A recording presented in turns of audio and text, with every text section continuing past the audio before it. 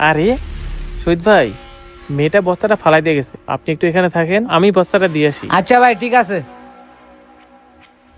না যাই, তাড়াতাড়ি বস্তাটা দিয়ে আসি। রাফসান, ফাতেমা, তোদেরকে আর কষ্ট করতে হবে না। তোদের জন্য আমি খাবার নিয়ে আসছি। আপু আমাদের জন্য খাবার নিয়ে আসছে। ইস, আমার অনেক ক্ষুধা লাগছে, এখন যে কি করি। আপু তুমি খাইবা না? না রে ভাই, আমার খাওয়া লাগবে না, তোরা খাইলে আমার পেট ভরে যাবে। না আপু, তুমি না খেলে আমরাও খাবো না। আসো আমরা দুইটা রুটি ভাগ করে তিনজনে খাই।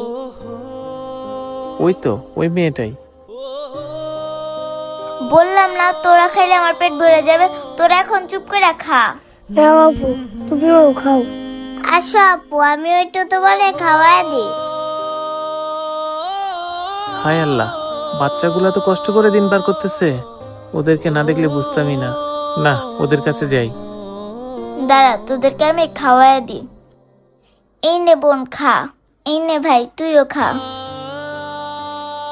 আপু তুমি চিন্তা করো না, আমি বড় হয়ে অনেক বড় চাকরি করব, তখন আর আমাদের খাবারের কষ্ট থাকবে না।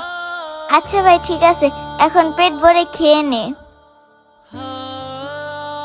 বাচ্চাগুলোর কষ্ট দেখে আমার অনেক মায়া হচ্ছে।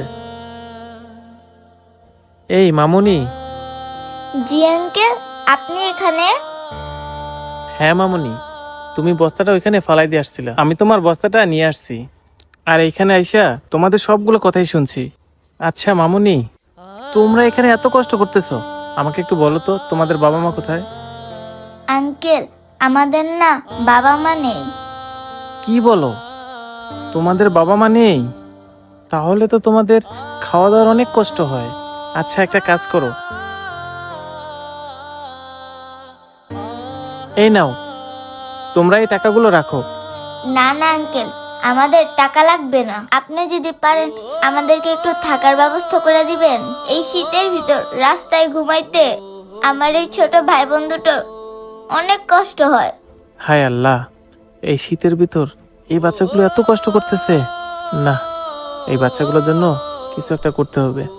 আঙ্কেল, কি ভাবতেছেন? আপনি কোনো চিন্তা করেন না, আমি বড় হয়ে কাজ করে আপনার সব টাকা পরিশোধ করে দিব। আরে না মামুনি, আমি এমন কিছু ভাবতেছি না।